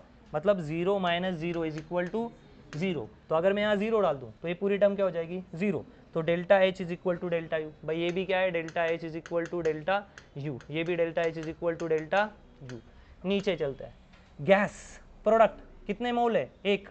तो यहाँ लिख देते 1 मोल। यहाँ लिख दूँ delta N G is equal to N of product minus N of reactant. तो कितने प्रोडक्ट में? 1 मोल है। क्या ये? CO2 मतलब कार्बन डाइऑक्साइड, 1 मोल। 1 मोल माइनस रिएक्टेंट में कितना गैस है? 1 ये गैस है और ये सॉलिड है, इसका नहीं पकड़ेंगे। तो गैस कितना है? 1 मोल। 1 माइनस 1 0। अगर मैं यहाँ 0 डाल दूँ तो ये पूरी टर्म क्या हो जाएगी? 0। तो ये भी इक्वेशन किसके बराबर बन गई हमारी? Delta H is equal to delta U. और हमें क्या पूछा है? Not equal to. ऑब्वियसली फिर यही आंसर होना चाहिए, लेकिन हम करके देखेंगे। चलो प्रोडक्ट के गैस कितने हैं? देखो गैस 2, प्रोडक्ट के गैस कितने? यही लिख देता हूँ इसके ऊपर 2। माइनस रिएक्टेंट में गैस ढूंढो, ये भी गैस ये भी गैस, 3 और ये 1 4। कितना हो गया? -2। तो बस -2 यहाँ डाल दो। So delta H is equal to delta U minus 2 RT। तो क्या बताओ, इस केस में डेल्टा एच और डेल्टा यू बराबर है ना? इसमें बराबर नहीं है, और हमें वही आंसर चाहिए। तो ये हो गया हमारा डी आंसर। इस टाइप का सवाल आपको आता है। छाप नेक्स्ट क्वेश्चन, इसको भी खत्म करते हैं। आगे वाला प्यारा क्वेश्चन, ये ऐसा वैसा क्वेश्चन नहीं, ये आर टाइप का क्वेश्चन है। आर मतलब रोमांटिक, ठीक है। अभी देखते हैं क्या सच में रोमांटिक है भी या नहीं है। Benzene burns according to following equation. चलो बेंजीन को बनाते हैं। So this is twice C6H6 liquid plus 15 oxygen gas gives 12। या अच्छा ठीक है, मैं रिएक्शन लिखता ही नहीं ना, टाइम वेस्ट हो जाएगा। ये रिएक्शन ऑलरेडी दे दिया है मैं, ये रिएक्शन है, ये इसका एंथैल्पी ऑफ रिएक्शन है, और ये टोटल रिएक्शन है। आप इसको पहले कॉपी कर लेना जब आप इसको सॉल्व करोगे। तो बेंजीन है और उसको बर्न किया गया तो उससे कार्बन डाइऑक्साइड निकला और वाटर निकल गया, ये रिएक्शन है। What is the delta U for combustion of benzene? इस पूरी रिएक्शन में डेल्टा यू कितना हुआ जब इसको बर्न किया गया? तो बेंजीन को जब आप बर्न करते हो, बेंजीन मतलब क्या? डिओड्रेंट। जब डिओड्रेंट की बोतल को आप फुसफुस करोगे, घर पे करना मत। अगर आप फुसफुस करोगे, अब लाइटर पकड़ोगे, अब लाइटर क्यों रहेगा जेब में? तो पापा परेशान करेंगे, माचिस से जलाना है ना, एड़े चाले नहीं करना है। नहीं तो और एक बड़ा टेंशन कि लाइटर कहाँ से आए। तो फॉग, अब जो भी डिओड्रेंट होते हैं नाम नहीं ले सकते, तो अगर आप उसको फुसफुस करोगे और माचिस से आग लगाओगे या दिए से, ठीक है, आग लगाओगे तो वो जलेगा। इसका मतलब जो भी डिओड्रेंट होते हैं, परफ्यूम होते हैं, वो इन्फ्लामेबल होते हैं। इसमें क्या भरा होता है? बेंजीन। तो बेंजीन का जब ऑक्सीडेशन होगा या बेंजीन या परफ्यूम जब जलेगा तो उससे कार्बन डाइऑक्साइड बनेगा और वाटर मोलेक्यूल बनेंगे। इस रिएक्शन में, इस कंबशन, इस जलने वाली रिएक्शन में डेल्टा यू की वैल्यू पूछी गई है। तो चलो डेल्टा यू निकालते हैं। What is delta H? Delta H of reaction is equal to delta U plus delta N G R T.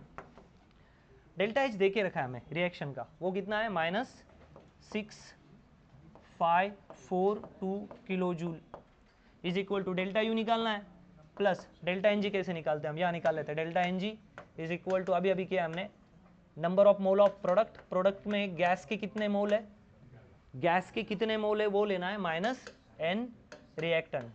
Reactant में गैस के कितने मोल है? तो यहाँ प्रोडक्ट में देखो ये लिक्विड है, ये लिक्विड है और ये गैस है, तो कितने मोल है गैस के? 12। प्रोडक्ट में कितने मोल आ गए? 12 माइनस रिएक्टेंट में ये भी गैस और ये लिक्विड, तो ये गैस कितना है इधर? 15 मोल। सो 12 माइनस -3, तो यहाँ पे डाल दिया, इसको मिटा देते हैं, यहाँ पे लगा देते हैं -3। आर कितना है? आर हमें पता होना चाहिए 8.314, ठीक है। और किसने टेम्परेचर पे? 25 डिग्री, तो उसका केल्विन में कितना हो जाता है? 298 केल्विन, तो मल्टीप्लाइड बाय 298 केल्विन। बस इसको सॉल्व कर दो, आपका आंसर आ जाएगा। सो डेल्टा यू को यही रखेंगे और ये पूरा जो भी माल है उधर भेज देंगे, ठीक है। तो इसको कैलकुलेट करो, जो भी आंसर आएगा इसमें से 1 2 3, इसका गारंटी चारों में से एक आंसर होगा, ठीक है। तो आप तो आप कैलकुलेट करो, चारों में से एक आंसर आएगा और आ जाएगा तो कमेंट में डाल देना कि सर ये आंसर है।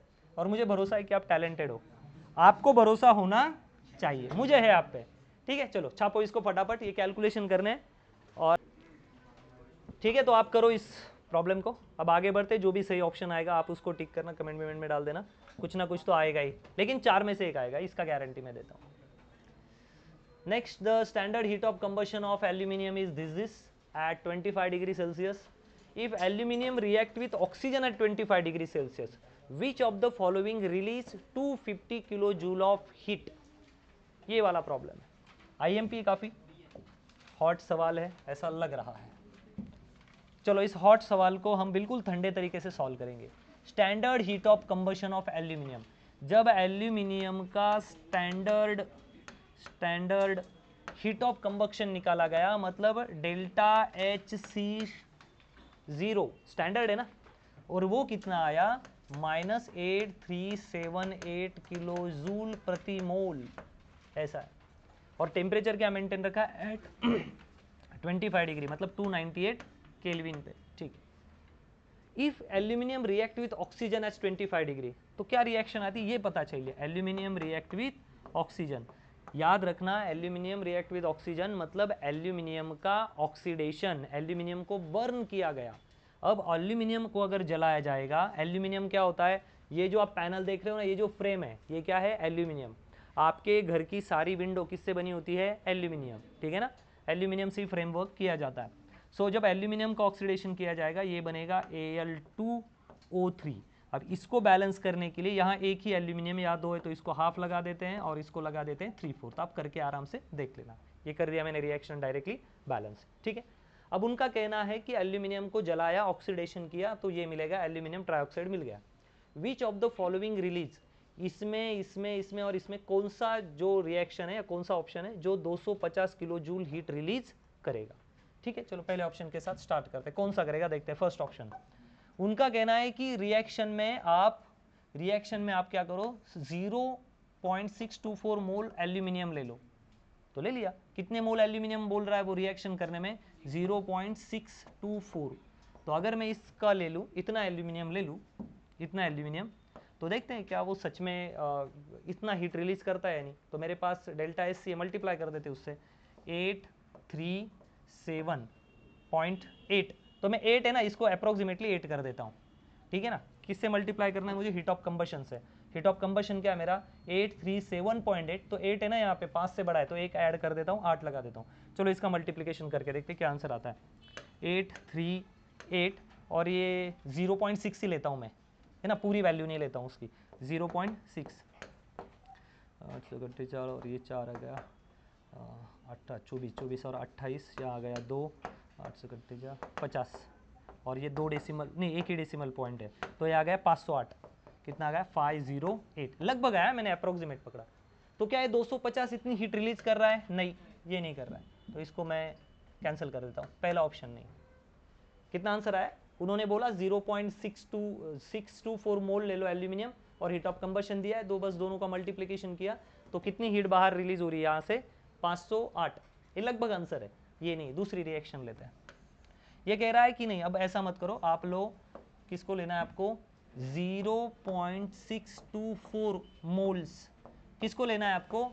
Al2O3 को। लेकिन Al2O3 कितना है हमारे रिएक्शन में? हाफ है, हाफ Al2O3 को, तो ये हाफ है, उधर जाके क्या होगा? मल्टीप्लाइड बाय 2 हो जाएगा। ये इधर क्या है? हाफ है, तो इधर अगर हाफ है एल्यूमिनियम, हमारी रिएक्शन को फॉलो करेंगे हम, तो उधर जाके ये हाफ क्या हो जाएगा? मल्टीप्लाइड बाय, मल्टीप्लाइड बाय 2 हो जाएगा। तो करके देखते हैं। तो फिर हमें निकालना पड़ा Al2O3 is equal to 2 into, ये 2 इधर जाके क्या हो जाएगा? मल्टीप्लाई, 2 इंटू 0.624 इंटू रिएक्शन का एंथैल्पी क्या है? कंबशन 8 पॉइंट, हाँ माइनस को छोड़ दो, 837.8। इसका कैलकुलेशन करो, देखते ये आएगा या नहीं। फिर तीसरा भी ले लेते हैं। तीसरा है the reaction of third, the reaction करना है 0.312 से मोल ऑफ एल्यूमिनियम। इतना एल्यूमिनियम लो, ले लिया इतना, 0.3 मोल ऑफ एल्यूमिनियम। और हीट ऑफ कंबक्शन क्या है? ये 8.837.8। इसका करके आंसर बताओ। नेक्स्ट 4, इसका कितना आ रहा है? ठीक है, इसका निकालो, इसका कितना आएगा? 2 नहीं, कैलकुलेट करके देखो, आंसर वो नहीं आना चाहिए। Next reaction of formation, next देखो 0.150 मोल ऑफ Al2, तो 0.150 और किसके बराबर है? इतने मोल किसके बराबर है? Al2O3। लेकिन Al2O3 क्या है हमारा? 1/2 Al2O3, तो यहाँ लिख देंगे 1/2 Al2O3 के बराबर। इसका कैलकुलेशन सब करो, इसका करो, मुझे बताओ। उसके बाद इसको 2 से मल्टीप्लाई कर दिया, 2 into 0.150 multiplied by heat of combustion क्या है? 837.8, तब ये बनेगा Al2O3। ठीक है, इसका करके देखते हैं। अगर मैं इसको 0.3 ही पकड़ लूँ, केवल इसको, तो अगर मैं इसको 0.3 से मल्टीप्लाई कर देता हूँ तो क्या आंसर आएगा?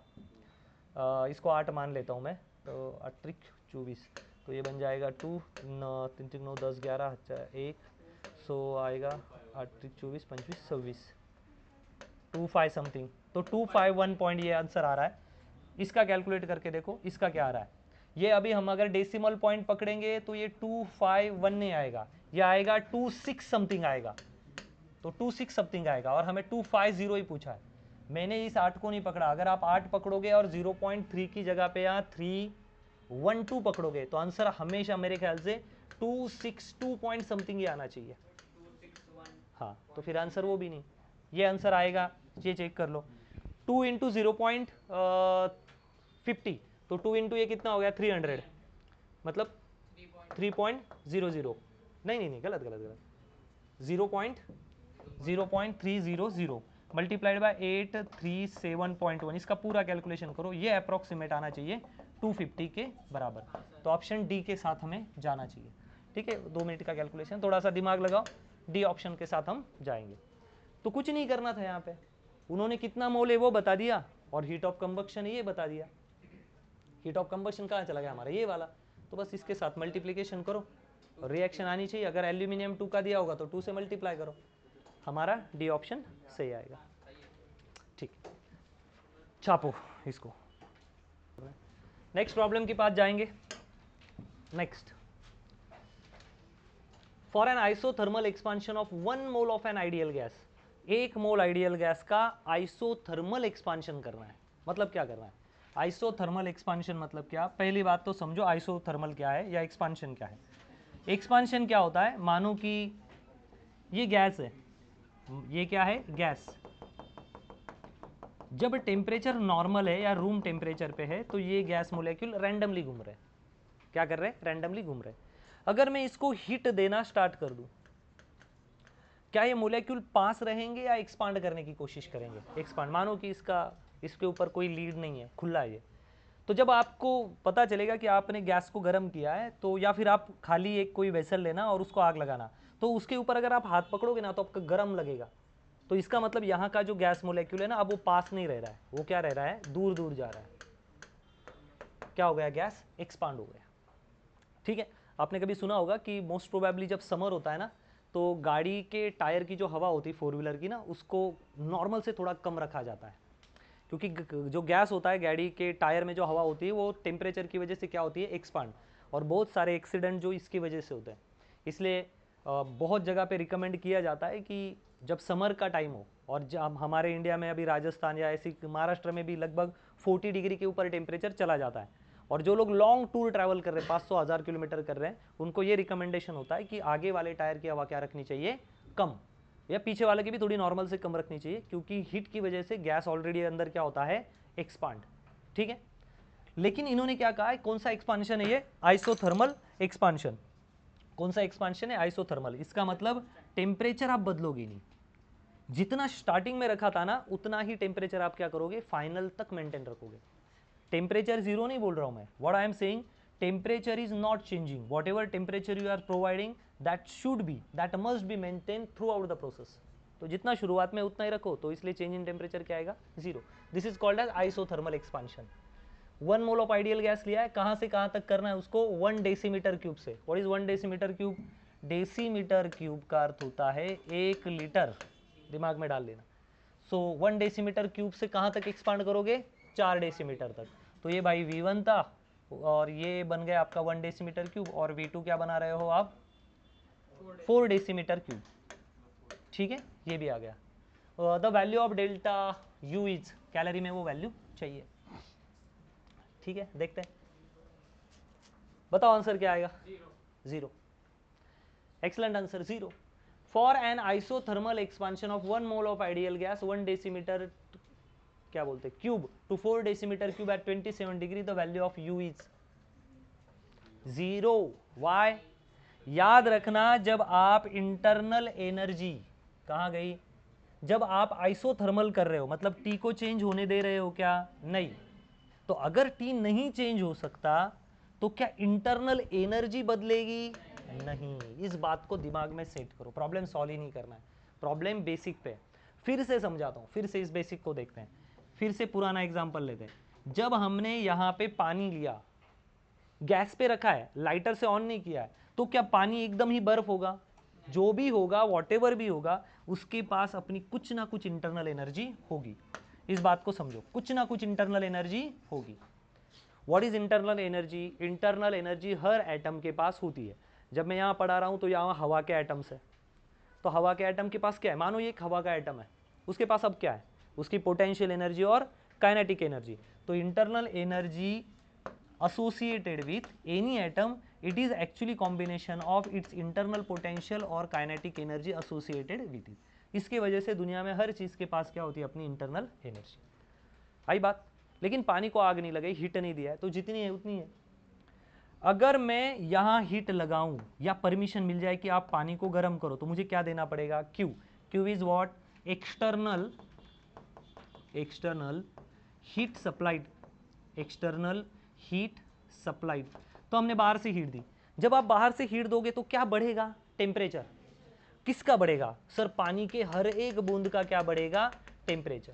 इसका मतलब काइनेटिक एनर्जी बढ़ेगी, पोटेंशियल बढ़ेगी, वो ये करने लग जाएगा, वाइब्रेट करने लग जाएगा। इसका मतलब जब आप Q देते हो, बाहर की एनर्जी देते हो, तो एक्चुअली आप क्या देते हो, टेम्परेचर। तो जब टेम्परेचर मिलता रहेगा, जब टेम्परेचर बढ़ता रहेगा, तो क्या पानी का जो टेम्परेचर था पहले वही रहेगा या बढ़ जाएगा, बढ़ जाएगा। पानी मानो 30 डिग्री पे था, अब पानी 100 डिग्री पे हो गया। इसका मतलब जब जब आप टेम्परेचर बदलते हो, तब तब उसकी इंटरनल एनर्जी क्या हो जाती है, बदल जाती है। अब मैं आपसे सवाल पूछता हूँ, हम टेम्परेचर बदल ही नहीं रहे, तो क्या इंटरनल एनर्जी बदलेगी, नहीं। अगर इंटरनल एनर्जी बदलेगी नहीं, तो इंटरनल एनर्जी कब नहीं बदलती है? जब आपकी प्रोसेस क्या होती है? Isothermal. So keep in mind, वही वाला बता रहा हूं जब हमने सेकंड या थर्ड सवाल सॉल्व किया था।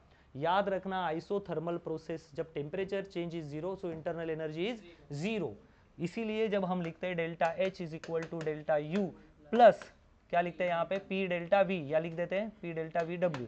तो जब मैं कहता हूं प्रोसेस आइसोथर्मल है, मतलब डेल्टा टी क्या होने वाला आइसोथर्मल में? आइसोथर्मल में, वेरी गुड, डेल्टा टी क्या हो जाएगा? जीरो। तो हम किसकी वैल्यू जीरो पुट करते हैं? टी की नहीं, या टी नहीं है, यहाँ लिखते हैं delta T zero then U is zero, so it's become what? Delta H is equal to this value become zero, it's become P delta V. And what is P delta V? It's a W. हो गया, ये हम पढ़ गए। तो बस मतलब वो बेसिक सवाल था, हमें तुरंत कैलकुलेशन को नहीं लगना है, वरना कैलकुलेशन क्या होता है मैं बताता हूँ। Work is equal to minus P delta V. कुछ बंदे सोचते हैं यार प्रेशर नहीं दिया, मान लेते 1 एटमॉस्फेयर, मानना नहीं है। थर्मोडायनेमिक्स का फर्स्ट लॉ यूज करो, आंसर आ जाएगा। सो this is again very easy question, तो हम इसको आराम से कर सकते हैं। क्वेश्चन नंबर 12 पे जाते हैं, इसमें कुछ लिखना नहीं है, सिंपल सवाल था। आगे बढ़ते, क्वेश्चन नंबर 12 पढ़ो, और पढ़ते एक सेकंड में आंसर आना चाहिए। A answer, very good. Answer क्या आएगा? Obviously A. Which of the following is not endothermic? मतलब वो क्या पूछ रहे हैं? एक्सोथर्मिक कौन है? मैंने आपको क्या स्टेटमेंट दिया है? जहां पे भी कंबशन होगा, व्हाट इज कंबशन? आग लगाने वाली रिएक्शन, ऑक्सीडेशन। जहां पे भी कंबशन होगा वो रिएक्शन कौन सी होती है? एक्सोथर्मिक। याद रखना है, दिमाग में सेट कर लो। इसने पूछा एंडो नहीं है, मतलब कौन सी है? एक्सोथर्मिक। तो ये एक्सोथर्मिक है, लेकिन हमें बी और सी के बारे में, डी के बारे में भी चर्चा करनी चाहिए। अब आ ही गया है तो कर लेते हैं। डीकम्पोजिशन ऑफ वाटर, वाटर का डीकम्पोज कर दो, तोड़ दो। वाटर का डीकम्पोजिशन एक्सोथर्मिक समझते हो ना? ऐसी रिएक्शन की जो होने के बाद हीट बाहर निकल जाए सराउंडिंग में, मतलब माइनस वैल्यू आए, ठीक है? तो मैंने तो क्लियर बता दिया कि जहां पे कंबशन दिखे वो कौन सी रिएक्शन है? एक्सोथर्मिक। मतलब ये कौन सी रिएक्शन नहीं है? एंडोथर्मिक। वही तो पूछा है, नॉट एंडोथर्मिक। ये एंडोथर्मिक नहीं, क्योंकि ये क्या है? एक्सोथर्मिक नहीं, ठीक है ना? डीकम्पोजिशन ऑफ वाटर, वाटर क्या? H2O, H2O, तो कैसे लिखेंगे? OH। अगर मुझे इसको डीकम्पोज करना हो, तोड़ना हो, तो तोड़ने के लिए एनर्जी देनी पड़ेगी सराउंडिंग को या लेनी पड़ेगी?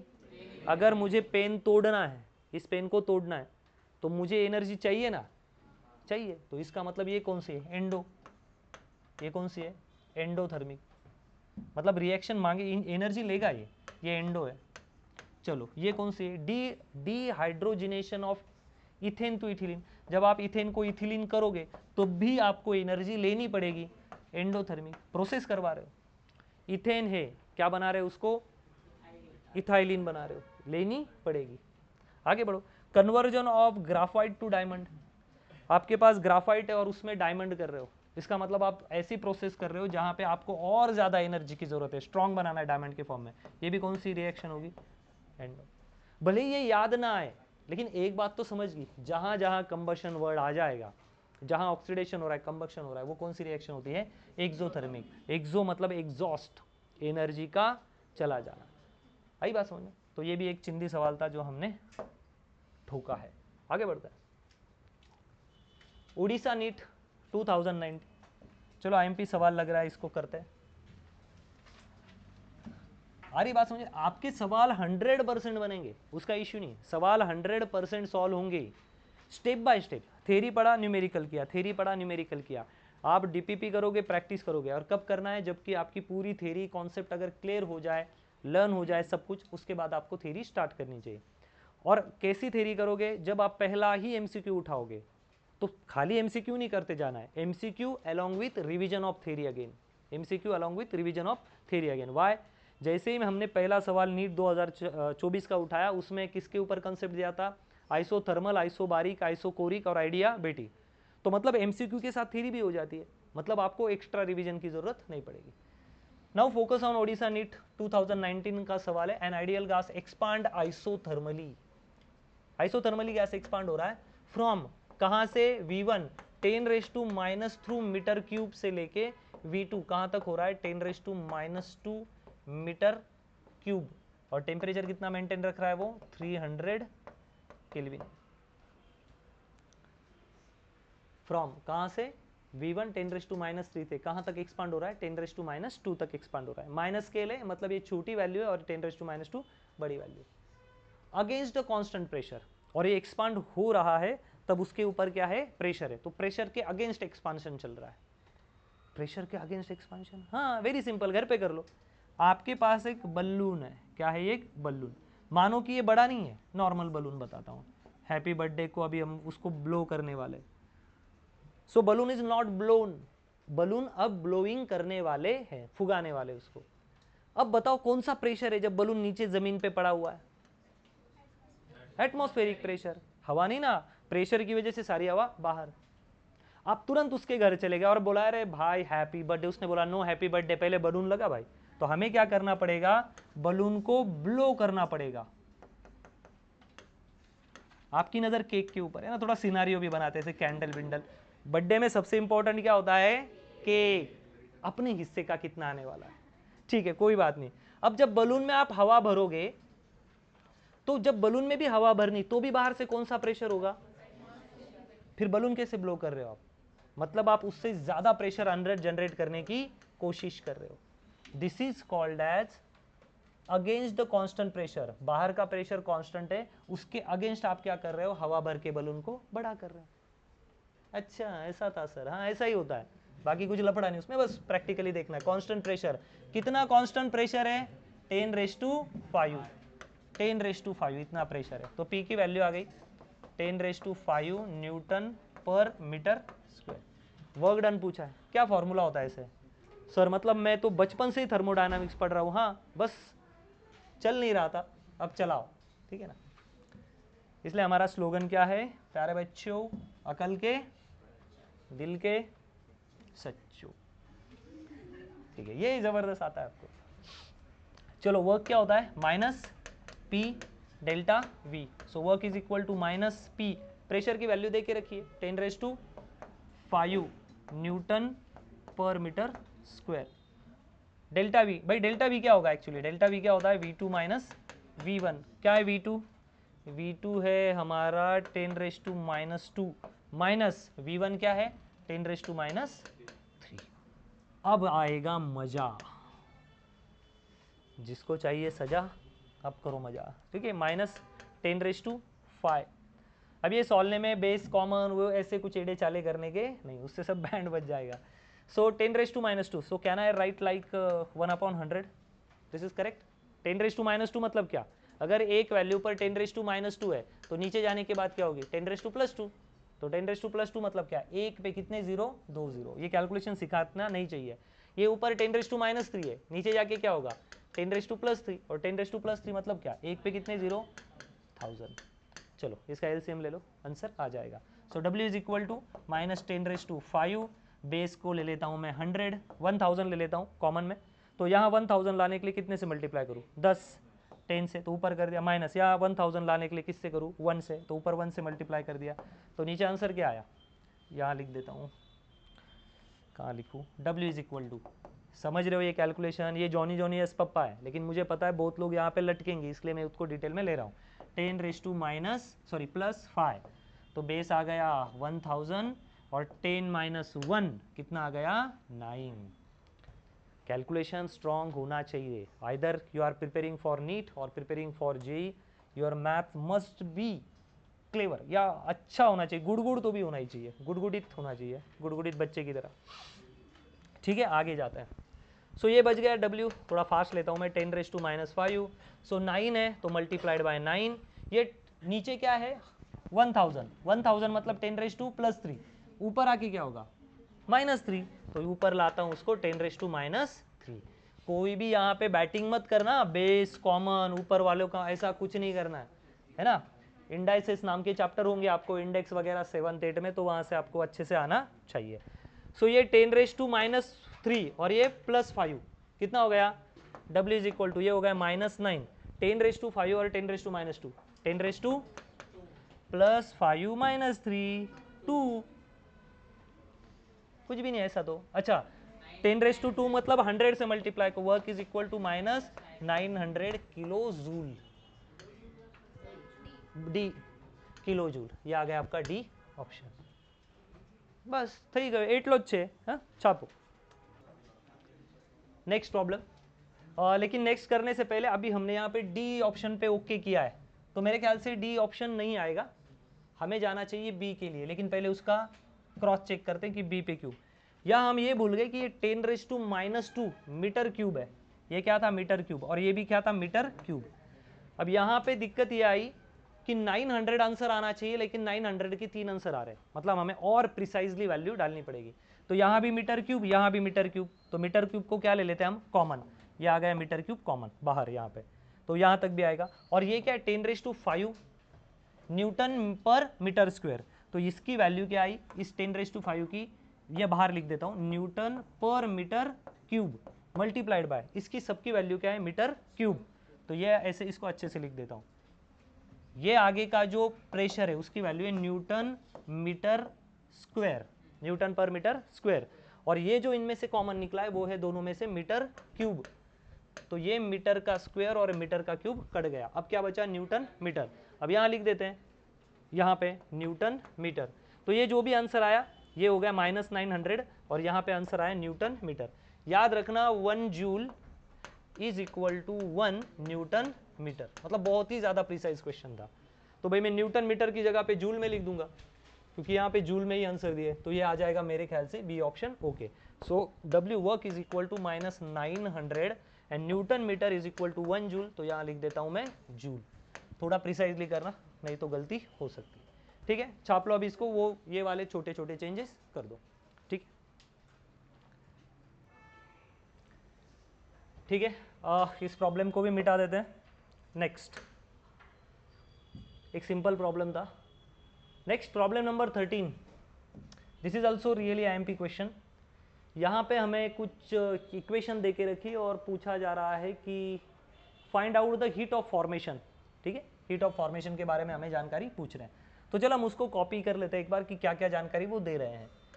सल्फर है सॉलिड स्टेट में एंड 3/2 ऑक्सीजन है गैस स्टेट में उसका, और यहाँ से मिल रहा है SO3. और ये करने के लिए ट्वाइस ए कैलोरी इतना एनर्जी मिल रहा है, ट्वाइस ए किलो कैलोरी, ऐसा कुछ दे के रखा है हाइपोथेटिकल. उसके बाद है SO2 गैस, और नेक्स्ट रिएक्शन मिले है हाफ ऑक्सीजन, और उसके बाद लिया है SO3. और ये नीचे वाली जो रिएक्शन है ना, इसमें कितनी एनर्जी मिल रही है? 20 kilo calorie. Find out the heat of formation. क्या पूछ रहे हैं वो? Heat of formation. तो ये पूछा हुआ सवाल है, बहुत IMP है फॉर्मेशन. ठीक है, तो मैं रिवाइज यही करूंगा कि भले यहाँ पे नीट जेई ऐसा कुछ नहीं लिखा है, लेकिन ये सारे क्वेश्चन जेई नीट के लिए बहुत ही ज़्यादा IMP है, ये आपको समझना है. सारे IMP. Heat of formation of SO2, heat of formation of SO2 किसका निकलना है. ठीक है, ये याद रखना, यहाँ पे प्रिंटेड है ही. ठीक है, कैसा किया जाए कि हमें SO2 मिल जाए यहाँ से? तो एक काम करते हैं, हम एक जुगाड़ करते हैं, हम सब्ट्रैक्शन कर लेते हैं इसका. क्या कर लेते हैं? सब्ट्रैक्शन. ये इसको नाम देता हूँ मैं इक्वेशन नंबर 1 और इक्वेशन नंबर 2. इक्वेशन नंबर 1 और इक्वेशन नंबर 2. फोकस करना है ऐसा टाइप का अगर सवाल आता है और आपको कुछ हाइपोथेटिकल चीज़ें या एनर्जीज का एडिशन सब्ट्रैक्शन क्या हो रहा है फाइनल में वो पूछा जाए, तो यहीं पे कुछ जुगाड़ होगा, मल्टीप्लाई करके ऐड सब्ट्रैक्ट करके आंसर आ ही जाता है. मैं काम करता हूँ, इक्वेशन 1 में से इक्वेशन 2 को मल्टीप्लाई करके देखता हूँ. ठीक है, तो ये अगर माइनस किया तो ये तो मर गया, और यहाँ पे क्या बचा? ये S है, S सल्फर से माइनस ये SO2 है, SO2 गैस. ये तो समझ रहा है, ये इससे तो माइनस माइनस हो गया 0, और यहाँ से ये S माइनस SO2, और यहाँ से क्या होगा? इसको साइड में कर लेते हैं. 3/2 ऑक्सीजन माइनस कितना है? 1/2 ऑक्सीजन. तो ऑक्सीजन को कॉमन ले लेते हैं, ऑक्सीजन कॉमन. अंदर क्या बचा? 3/2 माइनस 1/2. एलसीएम ले लो, एलसीएम में क्या आएगा? 2 कॉमन आएगा, और हाँ सॉरी बेस कॉमन आएगा, तो 3 में से 1 चला गया तो 2/2 कितना हो गया? 1. तो केवल क्या बचा यहाँ पे? 1 ऑक्सीजन. सिंपल है. तो यहाँ पे क्या बच गया? 1 ऑक्सीजन. क्या बच गया? केवल 1 ऑक्सीजन. ठीक है, तो लिख देते हैं यहाँ पे 1 O2, और यहाँ पे क्या बचा? कुछ भी नहीं, यहाँ के बचा 0. इसका मतलब हमने क्या किया? सब्सट्रैक्शन किया. दोनों का क्या किया? सब्सट्रैक्शन. तो अगर मैं इस माइनस SO2 को इधर शिफ्ट करवा दूँ तो ये क्या बन जाएगा प्लस SO2, तो यहाँ बचा sulphur S plus oxygen gives, यहाँ तो जीरो आ चुका था ना इसकी वजह से, तो ये माइनस SO2 उधर जाके क्या बनेगा प्लस SO2 गैस। तो बस वही तो हम चाहते थे कि हमें किसका फॉर्मेशन मिले SO2 गैस का। यहाँ देखो SO2, तो हमने ऊपर वाली इक्वेशन से नीचे वाली इक्वेशन को माइनस कर दिया, तो सल्फर माइनस सल्फर डाइऑक्साइड, ये इस 3/2 ऑक्सीजन से 1/2 ऑक्सीजन किया तो कितना है केवल एक ऑक्सीजन, ये लिख दिया यहाँ पे ऑक्सीजन, इसका भी हो गया और ये चला गया तो जीरो बचा, ये माइनस SO2 वहाँ भेज दिया। देखो अब रिएक्शन क्या बता रही है, sulphur plus oxygen gives sulphur dioxide. मतलब इस प्रोसेस करने के लिए मुझे इक्वेशन 1 से इक्वेशन 2 को माइनस करना पड़ा। तो अगर इक्वेशन 1 से इक्वेशन 2 को माइनस करना पड़ेगा, इसका मतलब 2a में से भी b को क्या करना पड़ेगा माइनस, तो हमारी इक्वेशन क्या आएगी ट्वाइस a माइनस b। जब आप इस वैल्यू से इसको माइनस करोगे तो इसकी किलो कैलोरीज वैल्यू से भी नीचे वाली किलो कैलोरी वैल्यू को माइनस करना पड़ेगा, तो आंसर आएगा ट्वाइस a माइनस b। तो ये ट्वाइस a प्लस b वाला है, तो ये नहीं है, और ट्वाइस a माइनस b नहीं दिख रहा है, तो यहाँ पे करना पड़ेगा b माइनस ट्वाइस a, तो इसको हम टिक कर देंगे b माइनस ट्वाइस a, छापो इसको b minus twice a, done. अब ये कंफ्यूजन कुछ लोगों का हो सकता है कि सर आपका तो ट्वाइस a माइनस बी आया है और ऑप्शन में b माइनस ट्वाइस a लिखा गया है, तो इसके डरने की बात नहीं है।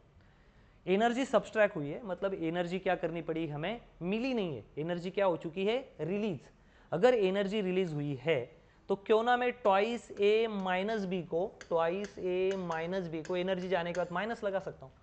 अगर मैं माइनस से मल्टीप्लाई कर दूं ताकि एनर्जी रिलीज हो रही है, तो ये क्या बन जाएगा minus twice a minus minus plus b, तो इसको लिखने का तरीका बदल दो b माइनस ट्वाइस a, देखो b माइनस ट्वाइस है। आप डायरेक्टली यहाँ से भी कर सकते हो, क्योंकि रिएक्शन में एनर्जी मिल नहीं रही है, रिएक्शन में एनर्जी जा रही है, तो जा रही है, तो जो मेरा आंसर आया है, ये जो ये आंसर यहाँ फाइनल आया इक्वेशन को सब्सट्रैक्ट करके, तो उसके आगे क्या लगा दो माइनस।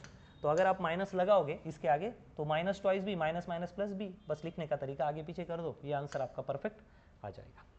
ठीक है, तो इस तरह हम इसको आराम से सॉल्व कर सकते हैं। नेक्स्ट सवाल हम लेंगे सवाल number 14, select the correct statement.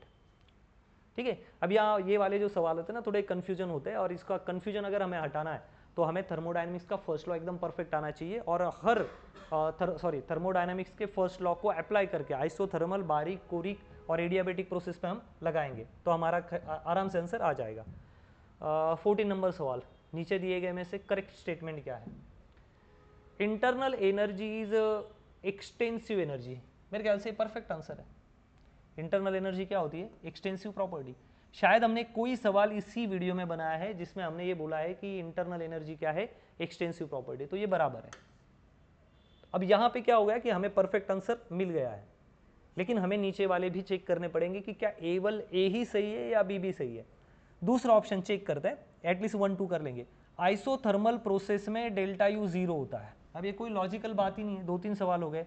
जब आइसोथर्मल प्रोसेस होगा, जब आइसोथर्मल प्रोसेस होगा तो हमें पता है delta H is equal to delta U plus W कर देता हूं मैं, और हमें ये पता है आइसोथर्मल जब प्रोसेस होता है तो डेल्टा टी क्या होता है हमारा जीरो, और आइसोथर्मल में अगर डेल्टा टी जीरो है, टेम्परेचर बदला ही नहीं, तो इंटरनल एनर्जी क्या होगी भाई जीरो।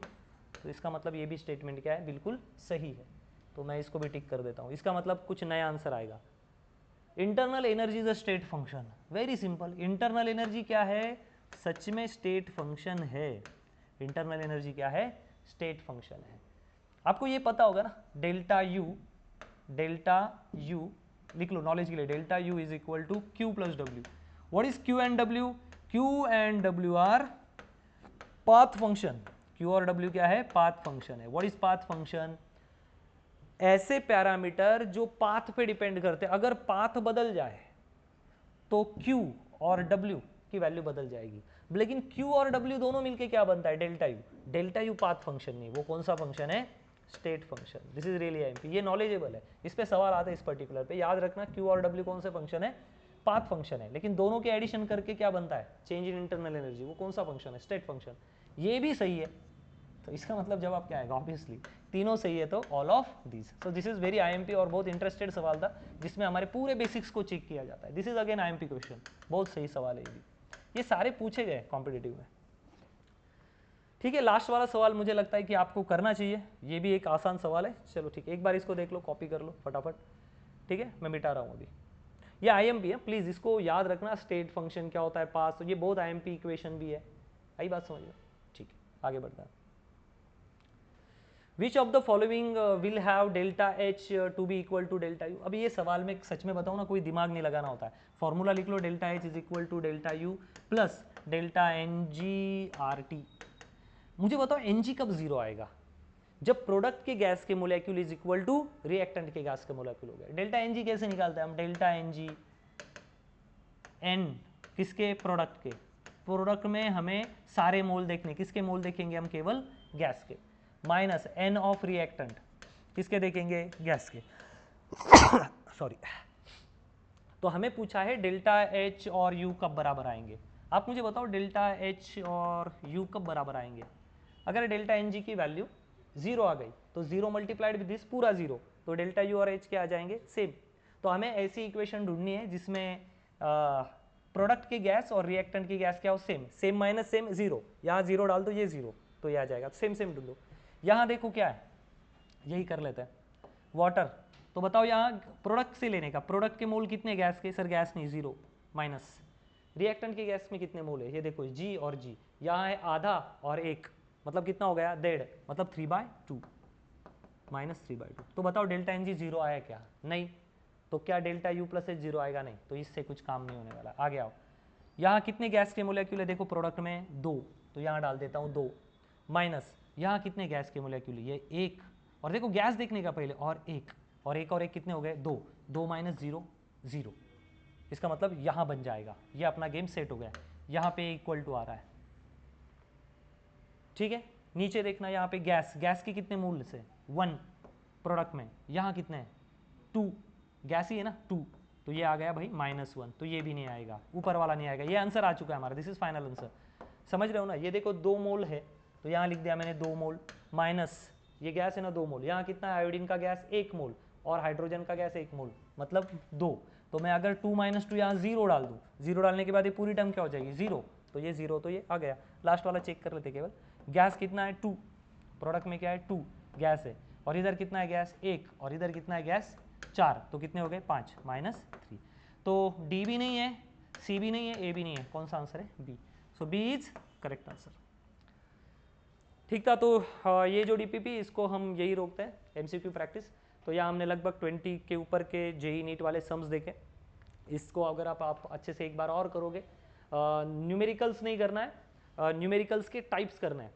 किस टाइप के न्यूमेरिकल पूछा गया है, मतलब आपको ये भी पूछा जा रहा है कि डेल्टा यू एच के बराबर है या नहीं, किस में delta H is not equal to delta U है, करेक्ट स्टेटमेंट पूछे गए हैं, रिएक्शन के एंथैल्पीज ऑफ कंबशन पूछे गए हैं, उसके बाद आइसोथर्मल, आइसोबारिक, आइसोकोरिक प्रोसेस के ऊपर भी सवाल पूछे गए।